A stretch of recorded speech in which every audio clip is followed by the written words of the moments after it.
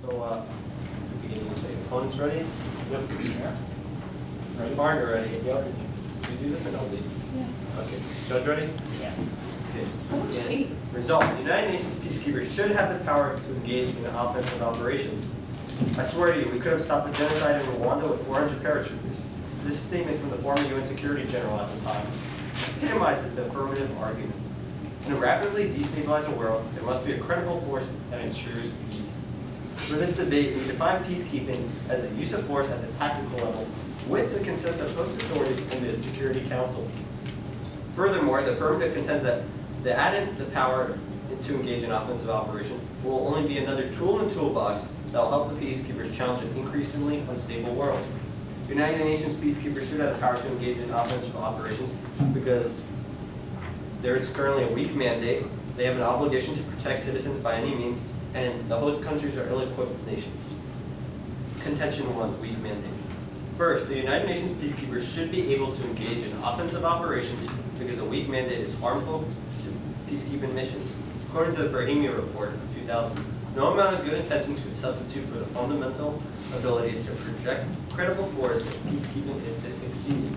One notable example of the harms of weak mandate is the Rwandan genocide.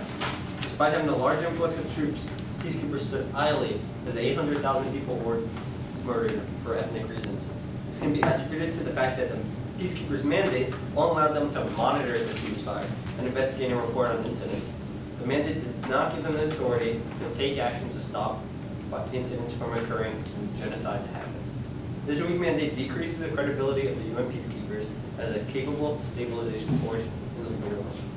According to the Brahimi report panelists, peacekeepers should not be limited to stroke-for-stroke responses. Instead, they should be able to offer credible threat. Thus, the weak mandate for UN peacekeepers must be strengthened in order to have significant impacts. Contention 2, obligation to protect civilians by any means. Second, the United Nations peacekeepers should be able to engage in offensive operations because they have an obligation to protect citizens. According to the United Nations, all states have a responsibility to protect their citizens. When a nation fails to safeguard their citizens, the United Nations has a moral obligation under Chapter 7 of the UN Charter to, quote-unquote, step in and remove the threat rather than simply monitor the situation. For example, following the 2011 elections in Ivory Coast, the president there used heavy weaponry against his political enemies in heavily populated areas. Since this put civilians in harm's way, the UN authorized a rare offensive mission which resulted in the removal of him from office.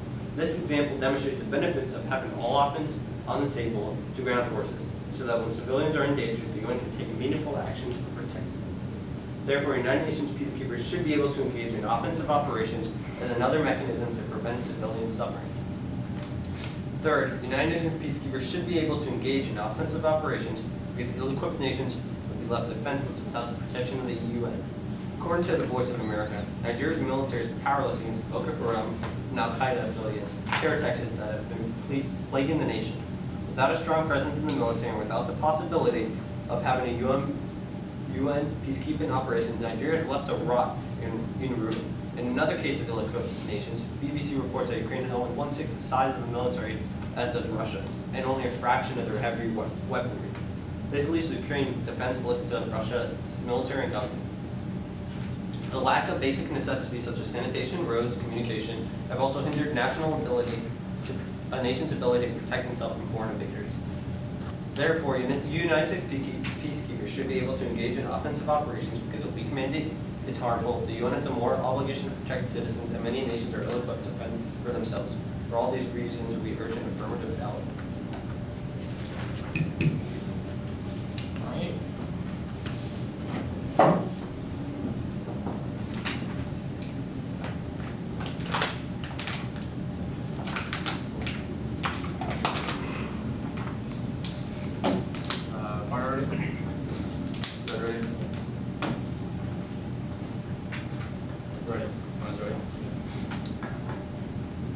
For the purpose of this debate, we define peacekeepers as individuals who provide support to unstable states using force to protect civilians under imminent threat. Offensive operations are defined as actions intended to defeat an enemy to impose one's will.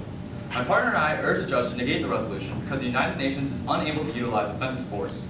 Peacekeepers misuse their power, and the effectiveness of peacekeepers is dependent on member states.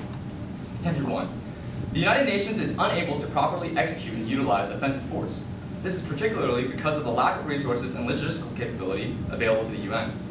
According to James Sloan of International Relations, UN peacekeeping operations are ill-suited to operations requiring the use of offensive force. They lack the personnel, the equipment, and the effective leadership required. This lack of resources creates substantial constraints on the ability of peacekeepers to carry out their missions. An internal report of the United Nations concluded that these operational political constraints within missions made peacekeepers perceive themselves as weak, outnumbered, and stretched across vast areas, making the use of force only a paper option. As can be expected, this lack of resources has created a disparity between peacekeeping operations and UN mandates. As witnessed in the UN's unsuccessful Bosnia operation in the 1990s, the training of offensive forces does not match the expected operational quality of the original mandate. The increased resources and logistics that would be required by the implementation of offensive operations will be unwise and impossible to meet until the UN demonstrates that it is capable of managing existing troops and resources. Contention 2. The United Nations should not have the power to engage in offensive operations because peacekeepers fail to act. As stated by Stephen Lieberman of the U.S. Minister for the UN Management and Reform, there is a broad lack of understanding of what protection of civilians entails at a tactical level, and a lack of commitment by mission leadership to use force in order to protect those civilians. This is evident in how many peacekeepers fail to act even when they are mandated to do so.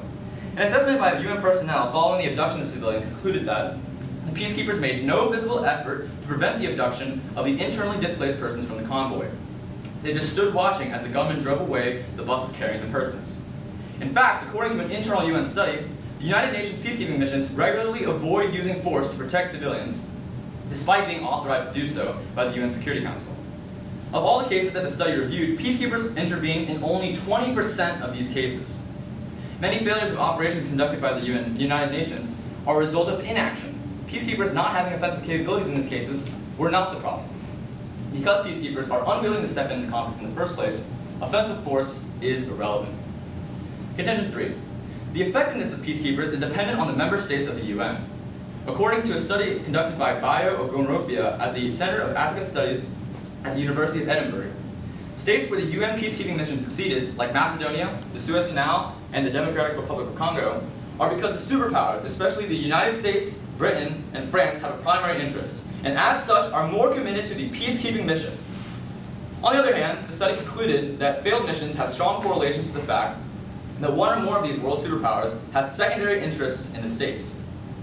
This relationship suggests that the success of an operation is contingent on the preferences of powerful member states. According to James Dobbins of Rand Corporation, the United States' rejection to support peacekeeping missions to major cities in Afghanistan after the overthrow of the Taliban caused the peacekeeping efforts to slow down. Because of cases like this, the cause of much of the UN's failures can be attributed to the influence of these member states. Without a fundamental reform in the structure of the UN, offensive operations cannot achieve long-lasting success for the UN.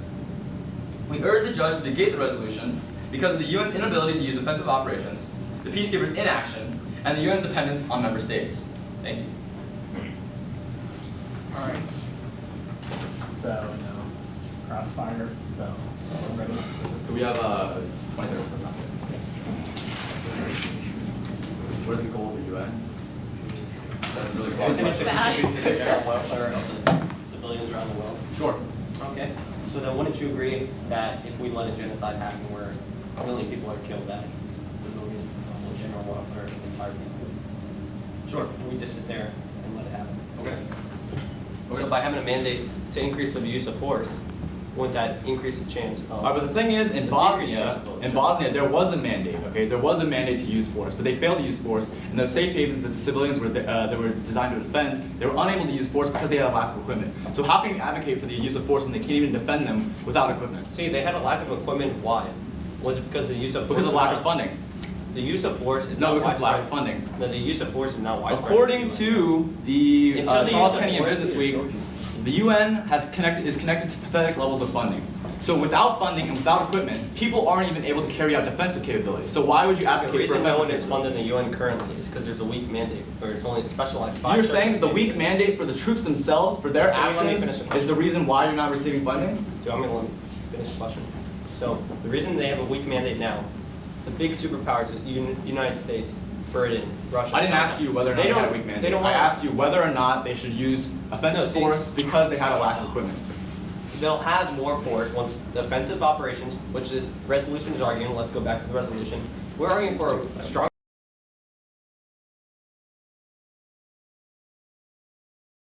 They will be more likely.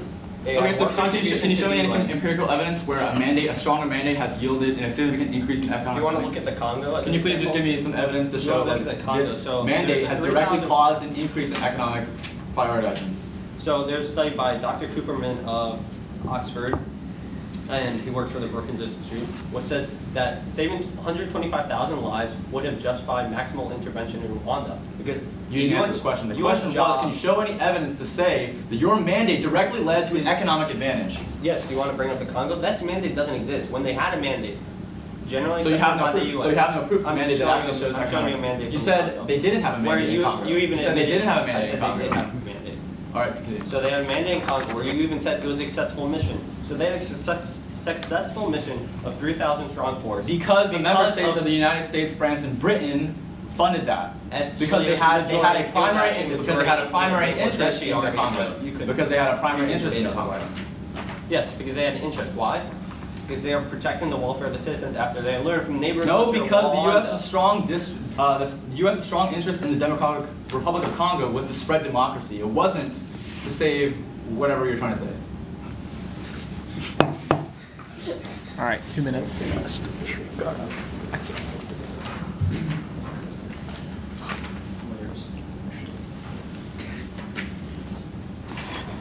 Unprepared. Sorry, Judge. Y'all good. I was told the legendary Sreeks. Unprofessional, minus 10 points. Told the legendary Sreeks, not the working. This is Sreekar Kandlakunta, tying Can't his even shoe. tie his shoe. Shut up, Nathan. He decided to go with a single knot. That's a oh, he made a footprint. Fun's ready?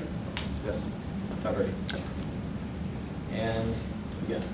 Alright, so I'm going to start my rebuttal by going over the framework of the case. Now, in the crossfire, my opponent agrees that the general welfare of the people in the UN, or general welfare of the civilians, is what this debate needs to boil down to. So essentially, if either team can show that their advocacy best plays into the general welfare of the people, or the civilians of the UN, then they automatically win. That's what the debate's going to boil down to. Now, with that in mind, let's go through each of their contentions, and then I'll return to my own. So let's go to their first contention. They talk about the inability to execute. And essentially what they're trying to do in this contention is try to shift the blame for not taking action in genocidal situations away from a lack of mandate, but instead over to a lack of technological training resources. Now, we give you multiple pieces of evidence, such as the Brahimi report, or even instances in Congo and Rwanda, where 800,000 people died in Rwanda itself, and the general on the ground said if he had the mandate to go in, he would have saved lives. Now pair this with our Dr. Cooperman evidence, which says that if we actually intervene, 125,000 lives would have been saved just by intervening in Rwanda. Now those two pieces of evidence is enough support to actually show that intervening in Rwanda would have saved lives. Now if 125,000 lives doesn't outweigh, then I don't know what does. Now my opponent tries to show in his second contention that they failed to act because of a lack of training or equipment, but that's simply ridiculous. That's a short-term problem. Okay? A longer-term problem is the general mandate of the UN. You can give them more power and also increase training, increase arms. Now, one of the reasons he says for failure to act with a lack of training is low budget.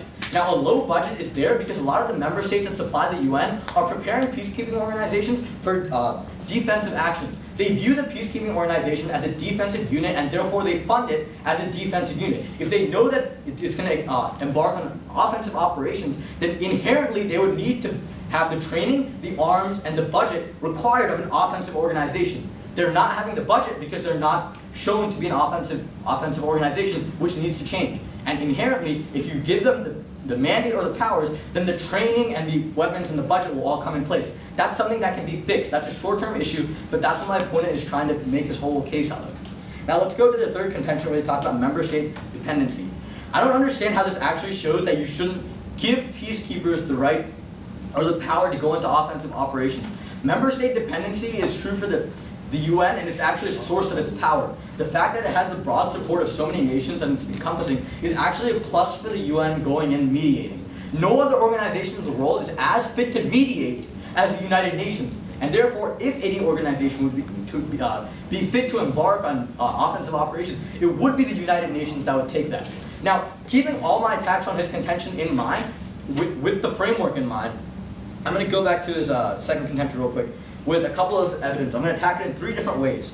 First, I'm going to go to the Rwanda example, where 800,000 people died, and I gave you evidence. Next, let's go to Cambodia, where 2.5 million people died, and UN peacekeepers just had to stand by without doing anything. Next, let's go to the Lebanon-Israel, where while securing the Israel-Lebanon border, UN peacekeepers are not allowed to directly engage in Hezbollah terrorists. Meanwhile, Hezbollah terrorists frequently mock these UN peacekeepers, but they're not allowed to take any action. If that's not evidence enough of UN peacekeepers not having a mandate, then I don't know what is. Now let's go back over my case. So we start off with the first contention, talking about a weak mandate. I've given you multiple examples showing how the weak mandate is actually harmful to the UN, and it's not the training. The training and the equipment and budget can be fixed. The weak mandate needs to be fixed, and that's what we're advocating for. Next, let's go to moral obligation. My opponent agrees with this contention, where he says that civil rights, or the civilian rights, are what boils down. He said, sure. Now, he agrees with my second contention of moral obligation because he agrees with our framework. That's what the debate needs to boil down to. Next, let's go to ill-equipped nations. We give you evidence that Ukraine and Russia have no actual resources to fight it, and therefore, I can only see a pro ally. Thank you. All right, we'll take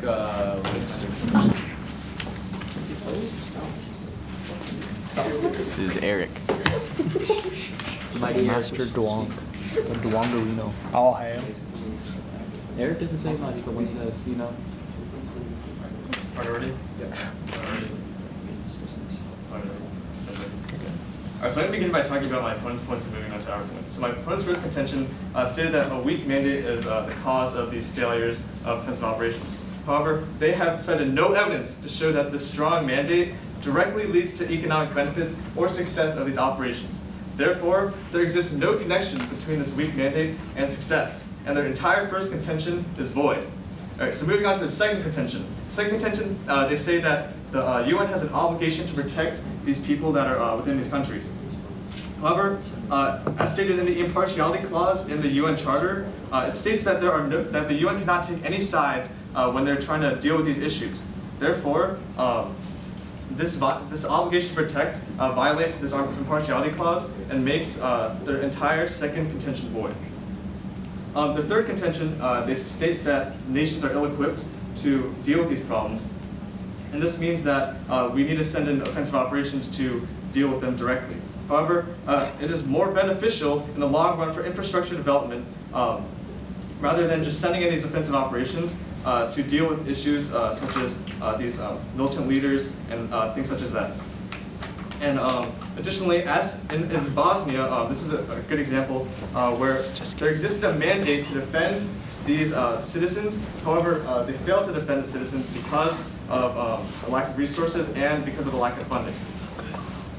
Okay, so moving on to our own contentions. My first contention, we say that the UN does not have the resources to properly execute these offensive operations. And as a result, they should not execute these offensive operations. As stated by Charles Benny in Business Week, the limited capacity of the UN to deal with these global challenges is closely connected to its pathetic levels of funding. This shows that the root cause of the problem is that they have this. They don't have the funding. They don't have the proper resources to conduct these operations to the full capacity. Additionally, our second contention, we say that peacekeepers are incapable of even executing these offensive operations properly. These peacekeepers saw themselves as weak, outnumbered, and stretched across vast areas, making the use of force only a paper option. And this links directly back to our first contention, that these peacekeepers are not confident and they don't act in 20% of the cases. They only act in 20% of the cases because they have a lack of resources and a lack of funding from the UN. The rationale behind this is that because these peacekeepers are incapable, we should not give these peacekeepers these offensive operations because they aren't even able to execute defensive operations correctly, as can be seen in Bosnia.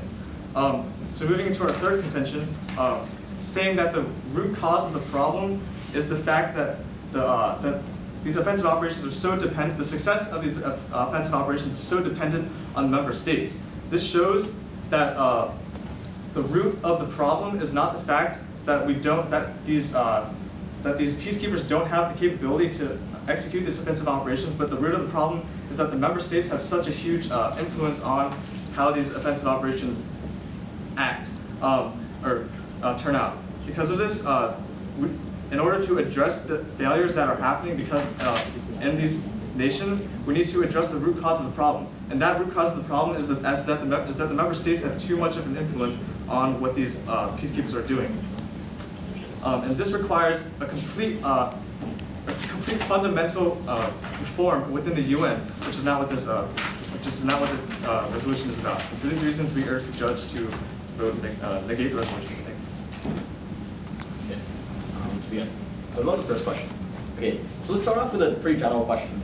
You talk about impartiality in your rebuttal. Now, your opponent conceded that the general welfare of the people is paramount in this case. So wouldn't you agree by that logic of your opponent? Yes, but of your, by giving these, are you going to finish my question? Okay, let me finish my question. So, wouldn't you agree that impartiality is outweighed by the general welfare of the people? But by giving these peacekeepers offensive operations, you're giving these incapable peacekeepers Okay, you're not answering my question. You're talking about incapable peacekeepers, but I'm asking you about the words of your own partner. Your opponent. No, hold on. Let me finish. Your opponent, your partner conceded that civilian lives are paramount. Now, if I'm giving you a framework that says civilian lives are paramount, doesn't that outweigh your impartiality argument? No, but yes, civilian lives are paramount. You're arguing with your own partner. But you're endangering these civilian lives by you're not answering giving these peacekeepers offensive operations. Okay, I have a question for you. Would you agree that the UN is a joint operation between multiple nations? Would you yes, agree? And that's what actually makes then why do these member states have? You asked a question. Let me finish. Okay. So it was a yes or no question. You didn't answer my question with a yes or no either. Okay. Then why would you finish your question? Okay. So why would you say these member states have such a huge influence? Why? Would you say that's what makes them so strong? The fact that it encompasses the global community makes it the best actor to go in for offensive operations. Then why is the U.S. is in France? So in your rebuttal, you talk about how we didn't bring in any evidence. Let's go to this country. Let's go to our Dr. Superman evidence, where we give you that 125,000 lives have been saved in Rwanda. If that's not evidence of actual lives being saved, I don't know what is. But how can you say in your rebuttal that we don't give you evidence? These peacekeepers saw themselves as weak, outnumbered, and stretched across vast areas. How would you expect these peacekeepers, given 125,000 lives? How would you expect these peacekeepers? All right, you have a question for me. Okay, I have a question. Okay. So why you say that these nations are ill-equipped to address these threats to their national security, correct? Sure. So why not invest in the nations? Why not invest in these nations' infrastructure rather than just? Because that's a huge task, all right? That's a long-term task. What you need right now is short-term stability. But will short-term stability? You're not ensuring long-term stability by giving these people Okay. You need long-term and short-term stability, but you can't have long-term stability without having short-term stability on the ground. I have a question for you. Do you think can't you have two roots of a problem? Can't you have like multiple causes for a problem? Sure. Okay. So are you saying that training is the only root of the problem? No, we're not saying that training is the only root of the problem. Can there be other lack of funding? Can there be other problems? Lack of resources? Or just lack of whatever you're talking about. Can there be other problems? Yes or no? Sorry, what was your Can there be other problems apart from like what you're bringing up? Can the mandate and the lack of training or funding also play in? Can they both play in?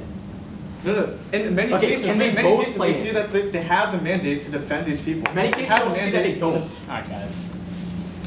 All right. I'd first like to start off this debate by going over my opponent's case, contenders and go back over to our own. So their first contention is that the UN isn't properly equipped to execute these types of missions. Well, that's what we're arguing for. We're arguing for a stronger mandate, but they will be more equipped to handle these situations. My opponents have admitted that the UN is a global community deriving its power from everywhere around the world, and therefore they will be impartial to situations. They'll be supporting the civilians, which my opponents have also conceded to, and therefore are the best contender to properly execute offensive operations in this case.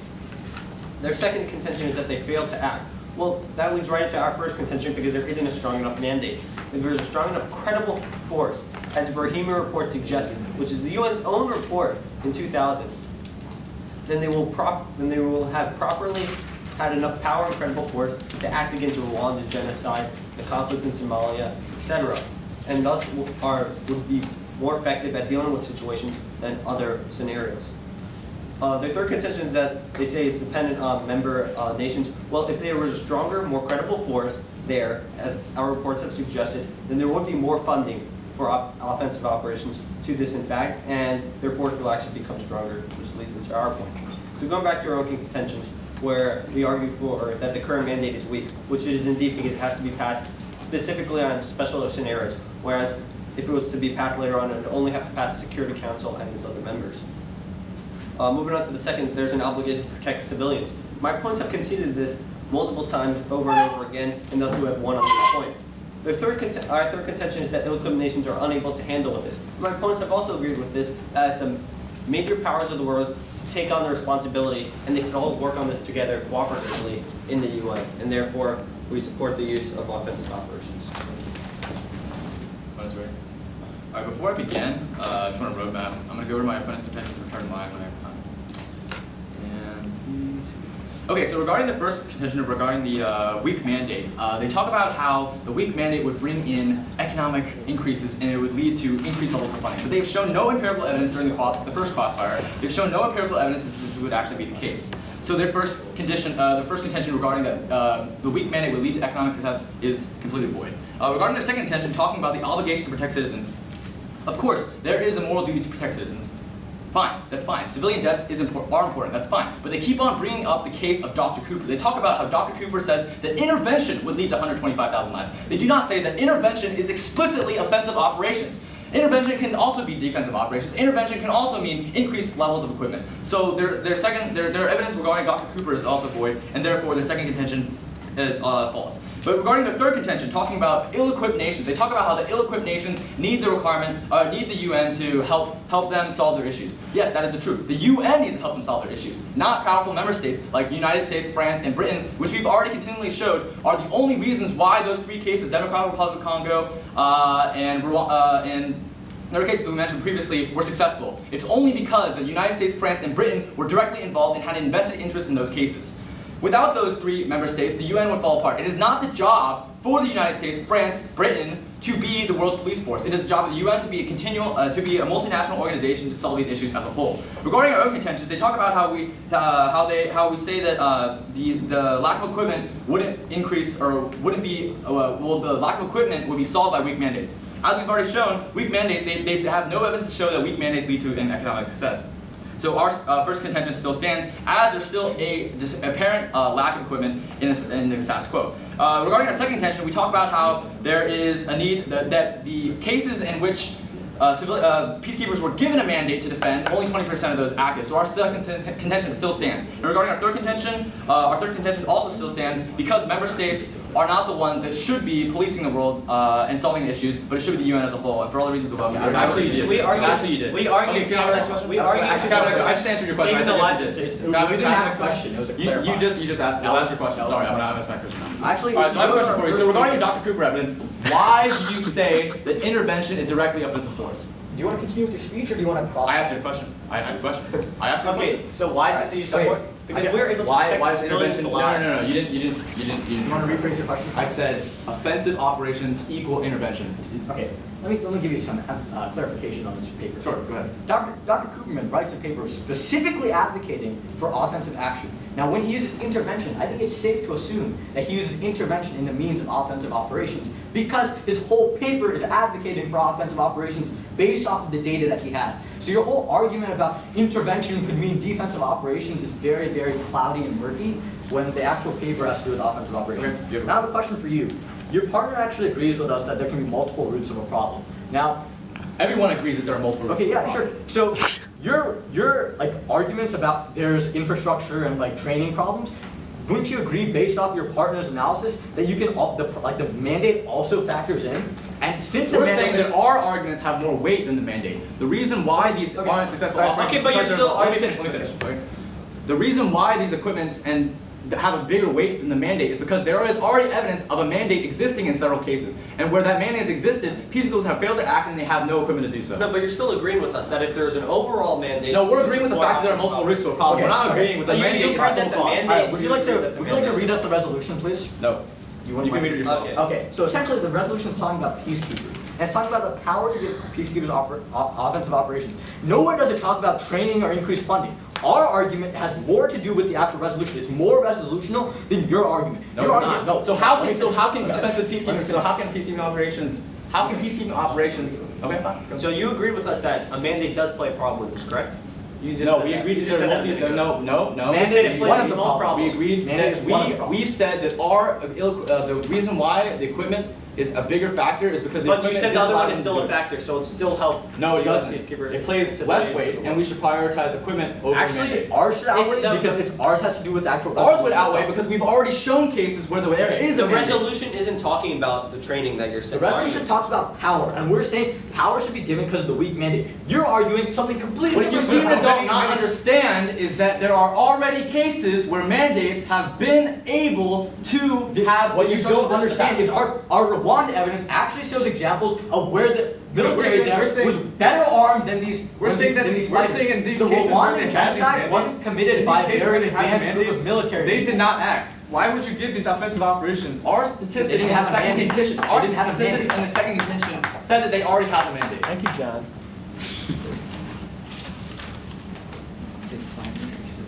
Sorry, coach. It's alright. Just want to see the fire in your eyes. The fury. Distracting me. Yeah, we're gonna fill that out. Let's get that. Let's get that. All right. Let's get a video of that. Partner ready? Phone's ready? Yep. And begin. Alright, so I'm really going to try to boil this case down to what it's actually the clash was, and I'll give you some voting issues. So first let's talk about framework. There was actually no clash about the civilian impact. Both sides agreed that civilian impact is the key weighing framework that this round needs to come to. Whichever advocacy helps the civilian, general welfare of civilians, is what the round is going to be decided on. Next, let's talk about my opponents' main arguments. They never actually showed that any negatives of having peacekeepers go in. The resolution actually talks about the civilian and peacekeepers should have the power to go into offensive operations. This is authority or like the on paper power. They never give you a reason why they shouldn't go in. They give you a bunch of distractions about how training or lack of infrastructure or a variety of other reasons might have been currently stopping them, but they never show that neither of these things can be improved. They never show that that's actually related to the resolution. If we go back to the resolution, it's talking about power. So what they should have been doing is showing you how giving them that power would have been harmful, but they never did that. They never actually show you that. Instead, they tried to distract you with a variety of other reasons. Next, let's go to something that my opponents conceded. They conceded that there's actually two roots of the problem. That there could be a mandate problem, and there could be the whole host of other issues. True, training actually might be a problem, but that doesn't mean that justifies not giving them power. Why not give them power while also improving their training and improving the infrastructure that's available? Now, you should always prefer our advocacy of the power because it's closer to the resolution itself. The resolution talks about whether or not they should be given power. We show you why power would be helpful because of the instances where having a lack of power was not beneficial, whereas they just try to distract you with a bunch of training and infrastructure arguments.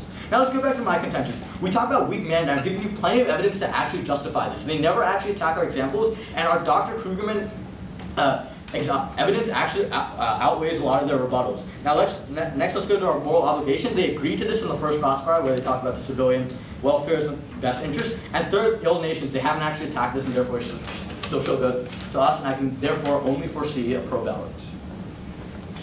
So first I just want to emphasize that it was not our responsibility to show that giving these peacekeepers offensive operations would be bad. So then going to their opponents, my opponent's case, the first contention, they say that there's a weak mandate and this leads to failure. However, they do not, again, they don't provide any evidence, any empirical evidence to show that this strong mandate would directly lead to economic benefits or success of these offensive operations. The second contention is that there's an obligation to protect these people in danger, and their third contention is that these nations are ill-equipped.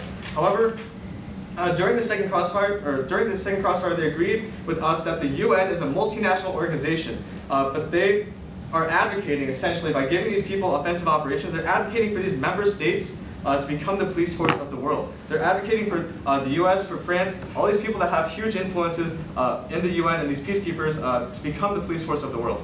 So moving on to our own contentions. Our first contention stating that the UN has an inability to use offensive operations because of the lack of resources. As stated before, the limited capacity of the UN to deal with the global challenges is closely connected to pathetic levels of funding. And because the UN is not able to effectively utilize these offensive operations, they should not be able to use offensive operations.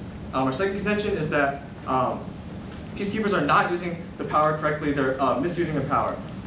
In many cases, these peacekeepers were given a mandate to use force to protect civilians under imminent danger. However, they did not use this. In fact, in only 20% of cases where they were given mandates to use deadly force to protect people in imminent danger, they did not act. Our third contention was that member states have a huge influence on the United Nations peacekeepers, and that is the root of the problem. For these reasons, we urge the judge to negate the resolution. Thank you. Thank you.